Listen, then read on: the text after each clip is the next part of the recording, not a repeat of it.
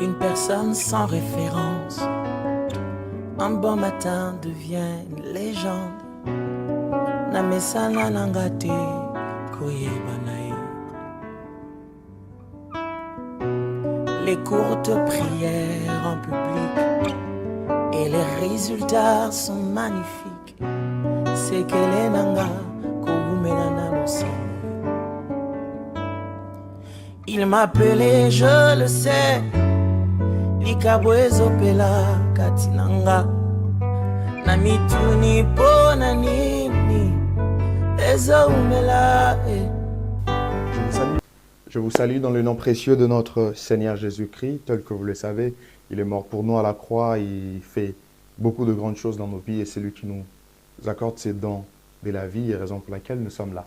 Et c'est également un plaisir de vous retrouver dans ces tranches de temps d'édification pour ce nouveau numéro. Il y a quelques semaines passées, on avait commencé notre série, on l'a terminée. Alors, par la grâce de Dieu, nous allons aborder un autre message et je crois que le Seigneur va nous faire du bien. Vous vous souviendrez qu'à la précédente vidéo, nous avions introduit les sujets ou le message sur les 7 églises d'Apocalypse. Alors, ce que nous allons faire, c'est une continuité. Par la grâce de Dieu, on va commencer à étudier chaque église d'Apocalypse. Comme là, nous serons en train d'étudier en quelque sorte l'église d'Éphèse. Nous allons nous entretenir sur l'église d'Éphèse. Parce que parmi les églises mentionnées dans Apocalypse chapitre 1, chapitre 2, chapitre 3, il y a également l'église d'Éphèse. Et par la grâce de Dieu, on va redonner le contexte historique, les contextes liés à cette église également et les significations spirituelles. Et après tout cela, vous allez voir que nous allons polariser notre attention sur un certain nombre de vérités et de leçons attachées à cette église d'Éphèse parce que notre souci, c'est que cela nous édifie aujourd'hui et que cela puisse contribuer de manière efficace à notre foi et à notre évolution dans ce à quoi Dieu est en train de nous attendre. Alors, je vous propose le texte d'Apocalypse chapitre 2, le premier verset jusqu'au 7e verset. C'est dans cette partie ou cette portion de l'Écriture que l'on nous parle de l'église d'Éphèse. Alors, je vais lire pour vous. Il est écrit à l'ange de l'église d'Éphèse. Voici ce que dit celui qui tient le 7 étoiles dans sa main droite, celui qui marche au milieu de 7 chandeliers d'or. Je connais tes œuvres, ton travail, ta persévérance. Je sais que tu ne peux supporter le méchant, que tu as éprouvé ceux qui se disent apôtres et qui ne le sont pas, et que tu les as trouvés menteurs et que tu as de la persévérance, que tu as souffert à cause de mon nom et que tu n'étais point lassé. Mais ce que j'ai contre toi, c'est que tu as abandonné ton premier amour. Souviens-toi donc d'où tu es tombé, répands-toi et pratique tes premières œuvres. Sinon, je viendrai à toi et j'ôterai ton chandelier de sa place, à moins que tu ne te répandes. Tu as pourtant ceci, ce que tu es et les œuvres de Nicolaïte, œuvres que j'ai aussi. Que celui qui a des oreilles entende ce que l'Esprit dit aux églises. À celui qui vaincra, je donnerai à manger de l'arbre de vie qui est dans le paradis de Dieu. Ainsi déclare le Saintes Écritures. Alors, je vous avais déjà expliqué où nous sommes entretenus en quelque sorte sur les 7 églises d'Apocalypse en introduction. Il y a des choses que nous avions pu relever dans la précédente vidéo. Vous pouvez tout simplement revenir à la précédente vidéo. Ça vous permet de pouvoir comprendre de manière beaucoup plus claire ce que nous allons dire maintenant. Alors, comme je l'avais annoncé, nous parlons de l'église d'Éphèse. L'église d'Éphèse pour laquelle il y a une mention il y a quelques mentions dans Apocalypse chapitre 2, le verset 1 à 7. Mais j'aimerais d'abord revenir sur la ville d'Éphèse. Déjà, lorsqu'on parle de cette église, il était question au fait de cette église qui existait à l'époque dans la surface de l'Asie mineure, c'est-à-dire que c'était des églises locales qui existaient dans certaines villes. Et l'église qui nous concerne ici, c'est l'église d'Éphèse. La ville d'Éphèse était l'une de plus grandes villes d'Asie en quelque sorte. C'était une ville très riche, mais c'était aussi une ville qui était dirigée à l'époque par les Romains. Mais la langue qu'on était en train de parler en Éphèse, ce n'était pas la langue romaine, mais c'était plutôt le grec qui était parlé. Et toujours dans le souci de vous mettre dans le bain, dans le contexte de cette église d'Éphèse, sur le plan historique par rapport à cette église d'Éphèse en termes de son existence et l'influence qui a été portée dans cette église d'Éphèse. On parle généralement de l'apôtre Paul, qui peut être considéré comme étant le pionnier ou même le messager de base, celui qui était même le fondateur de cette église d'Éphèse. Parce que lorsque vous lisez le ministère de Paul, vous allez vous rendre compte que l'apôtre Paul a eu plus de succès à l'église, d'Éphèse. Parmi les 7 églises d'Apocalypse, l'église d'Éphèse semble être la plus importante parce que les autres églises peuvent être considérées en quelque sorte comme des annexes au fait liées à l'œuvre que l'apôtre Paul avait y à fonder à Éphèse. Et dans l'histoire, l'apôtre Paul il est resté pratiquement pendant 3 ans. Il a œuvré là-bas comme pasteur pendant 3 ans, quoique apôtre. Et par la suite, il a placé Timothée comme le premier évêque de l'église d'Éphèse. Vous pouvez lire 1 Timothée chapitre 1, le premier verset jusqu'au 3e verset. Alors, mais quelle est la signification spirituelle que l'on peut avoir de l'église d'Éphèse dans sa globalité, telle que nous venons de lire? D'abord, j'aimerais nous dire que l'église d'Éphèse, c'était une église qui était établie au temps de l'apôtre Jean. C'est-à-dire, si nous voulons voir en quelque sorte le christianisme au 1er siècle, nous pouvons nous référer à l'église d'Éphèse. Mais l'église d'Éphèse, c'est également sur le plan spirituel l'image des églises actives, l'image des églises qui mettent de l'accent sur l'orthodoxie en quelque sorte, mais qui manquent parfois de ferveur spirituelle. C'était une église en général digne de louange, mais elle avait abandonné son premier amour. C'est ce qui faisait partie au fait de problèmes de cette église. Et donc, lorsqu'on aborde les aspects liés à l'église d'Éphèse en quelque sorte, c'est l'église à la fin des temps apostoliques, c'est l'église du premier ère, c'est l'église active, c'est l'église qui met de l'accent sur l'orthodoxie, mais manquant de ferveur spirituelle parce que le feu avait commencé à s'éteindre de manière progressive. Ce qu'il y a de particulier encore dans cette église, c'est que vous allez voir Christ qui commence dans sa présentation, il parle clairement qu'il est celui qui marche au milieu de celui qui marche au milieu de 7 chandeliers et qui tient les 7 étoiles entre ses mains. Dans les précédentes vidéos, lorsqu'on parlait de la présentation de Christ, la personne de Christ, je vous l'ai dit, lorsqu'il est écrit qu'il marche au milieu de 7 chandeliers, les 7 chandeliers sont les églises. Et s'il marche au milieu de 7 chandeliers, c'est-à-dire que c'est lui qui a en quelque sorte la vie de l'église. Mais aussi, il dit qu'il tient les 7 étoiles entre sa main. Alors que l'Apocalypse chapitre 1er nous fait voir que les 7 étoiles sont en quelque sorte considérés comme le messager des églises, les dirigeants, les représentants des églises. Donc, en d'autres termes, nous pouvons dire qu'il tient au fait, donc il a un œil. Ceux-là qui sont en train de diriger l'église dépendent de lui en quelque sorte. Et si vous revenez sur les textes que nous avions lus ensemble, vous allez voir que le Seigneur a commencé en quelque sorte par apprécier l'église d'Éphèse en disant « Je connais tes œuvres, ton travail, ta persévérance, je connais toutes ces choses. » Il va plus loin. Il dit même que je sais que tu ne peux supporter le méchant. Ça, c'est parmi les bonnes choses qu'on trouve dans cette église. Il dit à telle enseigne que tu as éprouvé ceux qui se disent apôtres et qui ne le sont pas. Tu les as trouvés menteurs. Waouh, quelle caractéristique. Et il dit, tu as de la persévérance. Cette église avait de la persévérance. Tu as souffert à cause de mon nom. Tu ne t'es point lassé. Ça fait partie des bonnes choses que le Seigneur avait vues dans l'église d'Éphèse. Mais il ajoute ce que j'ai contre toi. C'est-à-dire, au-delà de bonnes choses qu'il y avait dans l'église d'Éphèse, le Seigneur avait également trouvé certaines choses qui n'étaient pas du tout bonnes. Premièrement, il a dit, ce que j'ai contre toi, c'est que tu as abandonné ton premier amour. Et comme tu as abandonné ton premier amour, qu'est-ce que je te recommande? Souviens-toi donc d'où tu es tombé et répands-toi, pratique tes premières œuvres. Parce que si tu ne pratiques pas tes premières œuvres, je viendrai et j'ôterai ton chandelier à sa place. Parce que, en quelque sorte, cette église avait même haï les œuvres des Nicolaïtes, œuvres que le Seigneur haïssait aussi. Je vous dirai plus sur ça au fur et à mesure qu'on évolue. Et par la suite, il dit que celui qui a les oreilles entende ce que l'Esprit dit aux églises. Cette expression de celui qui a les oreilles entende ce que l'Esprit dit aux églises revient à chaque fois lorsque Christ arrive à la fin du message sur une des églises.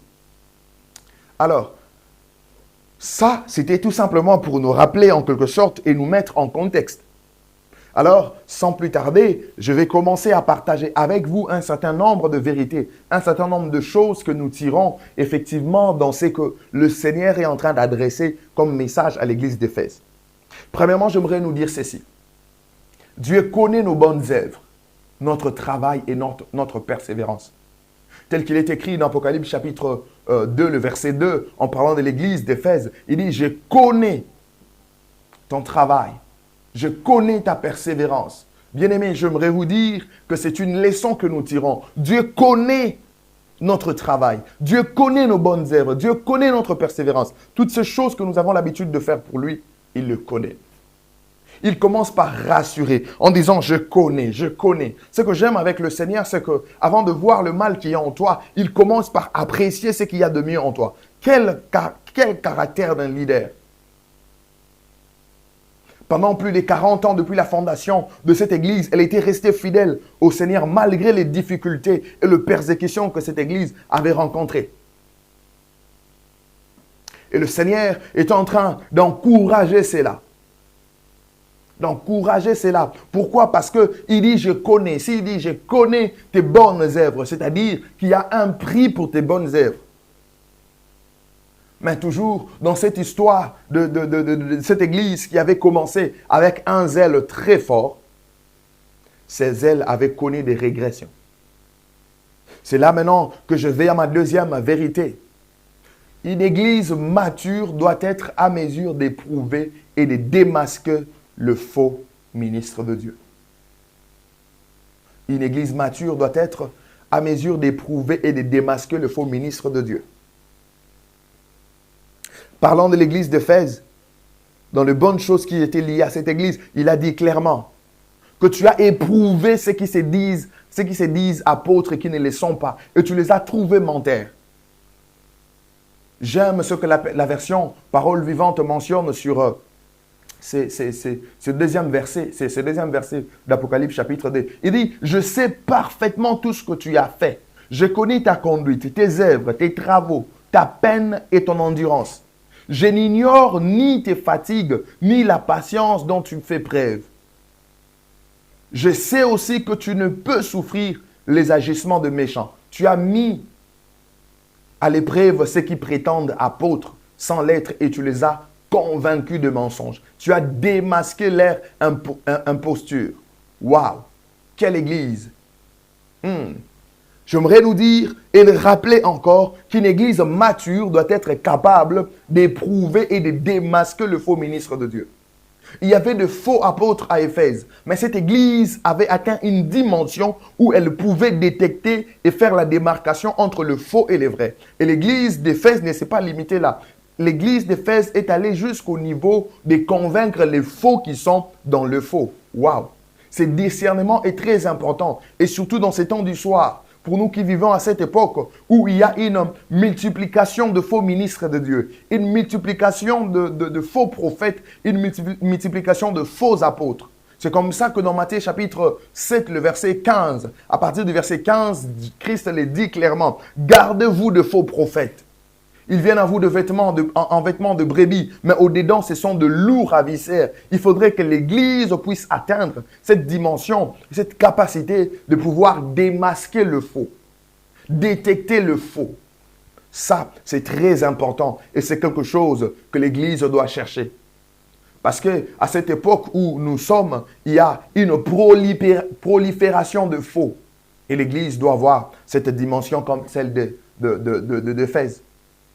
Troisième chose que j'aimerais nous dire en termes de vérité sur l'église d'Éphèse, c'est que Dieu n'aime pas que nous perdions notre zèle. Dieu n'aime pas que nous perdions notre zèle et le premier amour qu'on a eu pour lui. Lorsque vous regardez dans le verset 4 d'Apocalypse chapitre 2 que nous avions lu, le Seigneur parlant à cette église, il dit, ce que j'ai contre toi, c'est que tu as perdu, tu as abandonné ton premier amour.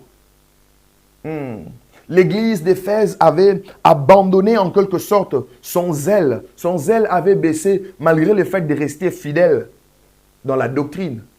Mais c'était en quelque sorte une église qui avait baissé en termes de zèle. une église qui avait baissé en termes de motivation.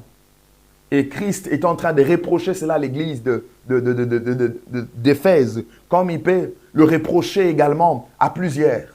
Dieu n'aime pas que nous puissions perdre notre premier zèle. Oh, bien-aimé, toi qui me suis en ces moments, tu as commencé la vie chrétienne avec une certaine ferveur. Tu as commencé la vie chrétienne avec un certain niveau de zèle. Et tu n'as pas compris, les choses ont commencé à baisser. Dieu n'aime pas que nous puissions abandonner notre premier amour.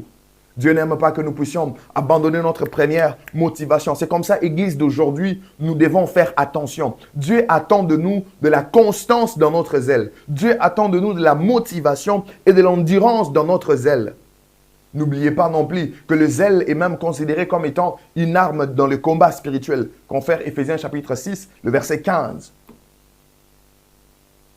Quatrième vérité que j'aimerais énoncer au sujet de l'église d'Éphèse, c'est que Dieu n'aime pas que l'Église se détache du fait de la Pentecôte qui est son origine. Dieu n'aime pas que son Église se détache du fait de la Pentecôte qui est son origine. Parce que, en termes de l'histoire de l'Église, vous allez voir qu'au 1er siècle, c'est comme si de manière progressive, l'Église était en quelque sorte en train de s'éloigner du fait de l'Esprit. Mais l'Église est née où? L'Église est née le jour de la Pentecôte où l'Esprit était répandu. Et lorsque l'Esprit était répandu, ils se posèrent sur chacun des disciples comme de flammes de feu. Et ils leur donnèrent la possibilité de commencer à parler en d'autres langues. C'est langues que l'Esprit leur donnait. L'Église a commencé avec le feu de l'Esprit. Et cette Église commençait comme à s'éloigner en quelque sorte à ces feux de départ de l'Esprit. C'est comme si cette Église était en train de commencer à échapper à la conduite et au contrôle du Saint-Esprit. N'est-il pas écrit que ceux qui sont conduits par l'Esprit sont fils de Dieu? C'est-à-dire que nous ne nous appartenons plus à nous-mêmes. La Pentecôte, la vie de l'Esprit doit être le partage de l'Église. La Pentecôte doit être la vie de l'Église. N'est-ce pas que dans 1 Thessaloniciens chapitre 5, verset 19, l'apôtre Paul déclare « N'éteignez pas l'esprit ».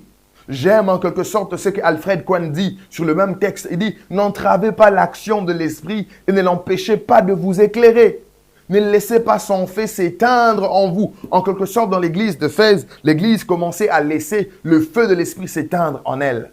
C'est comme ça que le Seigneur était en train de réveiller cette église. Oh, c'est une vérité combien importante.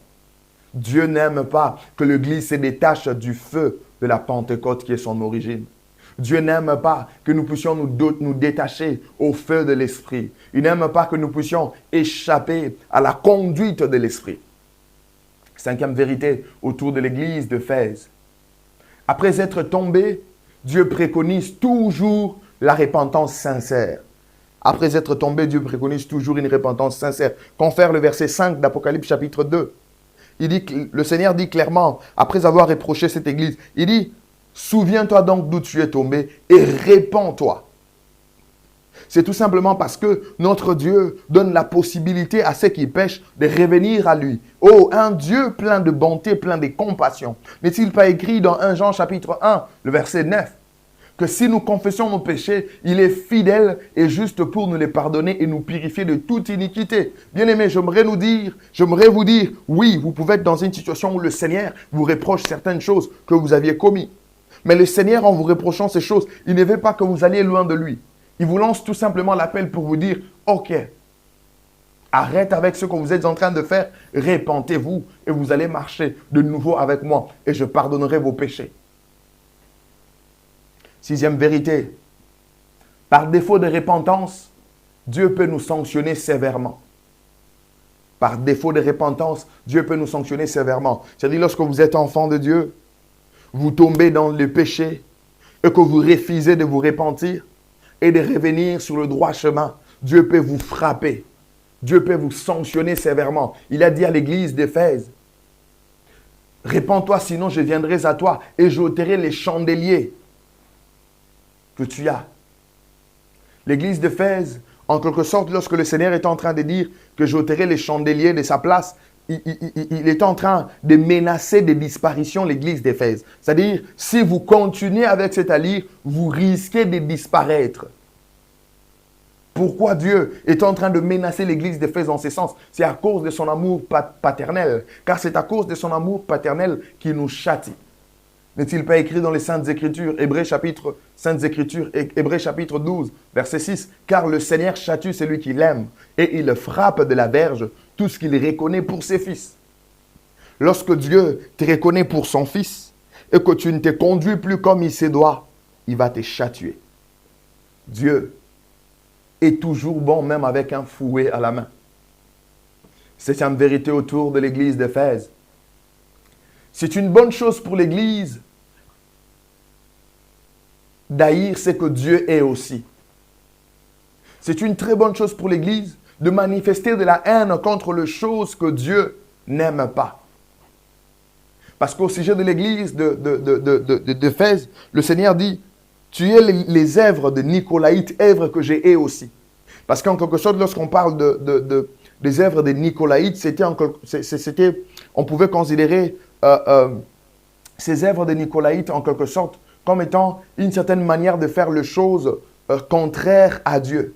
D'autres même, en parlant des Nicolaïtes, ils disent que dans les sens littéral du concept, c'est comme si on parlait de conquérir les laïcs, c'est-à-dire dominer sur le peuple et le pousser à aller dans une direction contraire ou le dominer d'une manière contraire à la parole de Dieu. Il dit que toi, tu es ces œuvres de Nicolaïte. Donc cette église n'était pas en quelque sorte en train d'aimer ce que Dieu n'aimait pas. Bien-aimés, c'est pour nous appeler, nous dire, Église, le temps dans lequel nous sommes, nous ne sommes pas appelés à tout approuver. Nous ne sommes pas appelés à tout accepter. Ce que nous voyons que ça ne passera pas avec le Seigneur, nous devons également manifester de la haine contre toutes ces choses. Parce qu'il est anormal de voir l'Église aimer les choses que le Seigneur n'aime pas. Si nous commençons à aimer les choses que le Seigneur n'aime pas, c'est-à-dire que nous sommes en train de nous détacher au Seigneur. Donc, c'est une bonne chose pour l'Église d'haïr les choses que le Seigneur est aussi.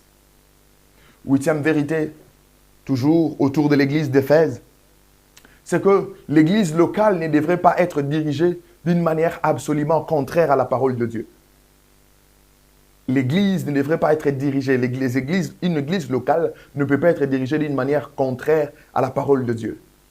En quelque sorte, il faudrait que dans l'Église, que l'on puisse éviter les œuvres des Nicolaïtes. Je viens de vous le dire, que ce sont des œuvres qui poussent les gens à conduire l'Église d'une manière contraire à la parole de Dieu.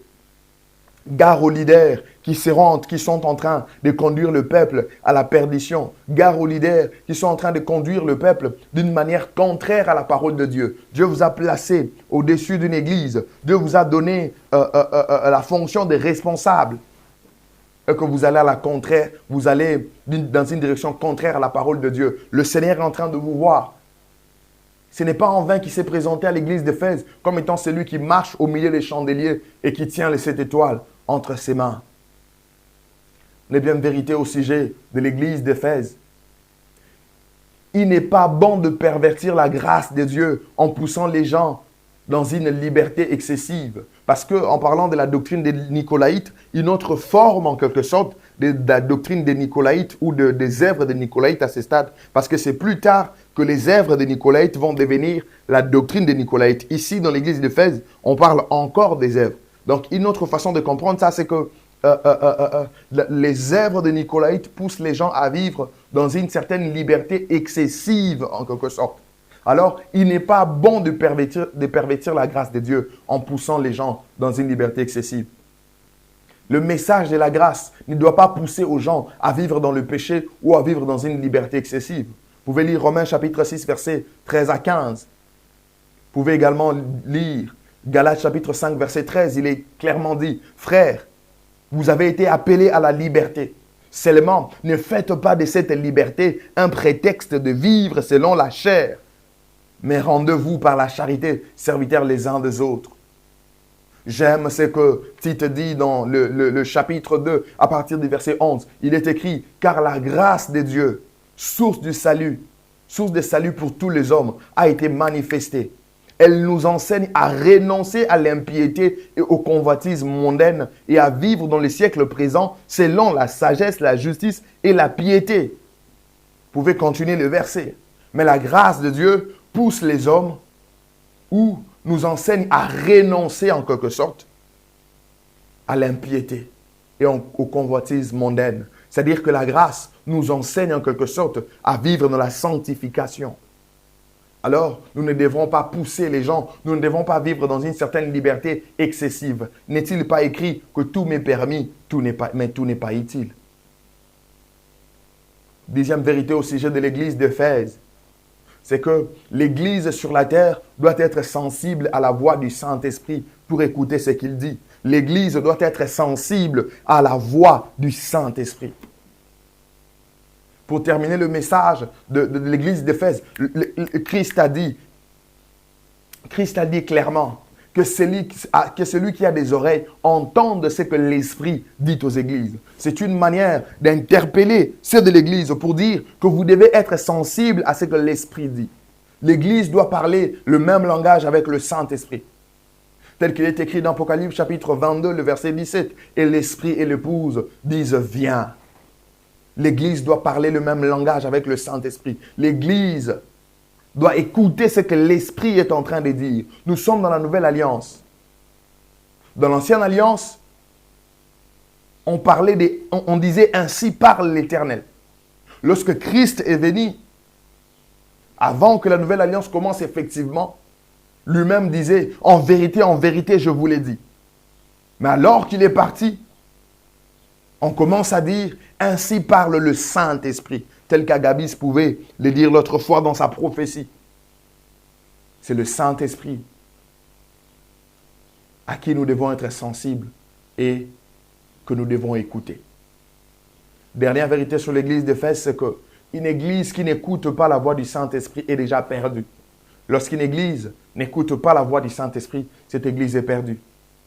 N'est-il pas écrit dans Jean chapitre 7, verset 13, « Quand le consolateur, parakletos, en grec, quand le consolateur sera venu, l'Esprit de vérité, il vous conduira dans toute la vérité, car il ne parlera point de lui-même, mais il dira tout ce qu'il aura entendu et vous annoncera les choses à venir. » C'est le Saint-Esprit qui doit conduire l'église. Et si l'église n'écoute plus la voix du Saint-Esprit, cette église, elle est perdue. Le Seigneur nous appelle à cela. Les bonnes caractéristiques de l'église d'Éphèse sont des choses que nous devons copier à cette époque. Et les choses que le Seigneur est en train de reprocher à l'église, d'Éphèse, sont des choses que nous devrons également mettre de côté afin de pouvoir vivre une vie meilleure avec le Seigneur et progresser dans notre évolution, progresser dans notre foi et évoluer comme il se doit. Que Dieu vous bénisse. On se retrouve prochainement pour parler d'une autre église d'Apocalypse. Merci.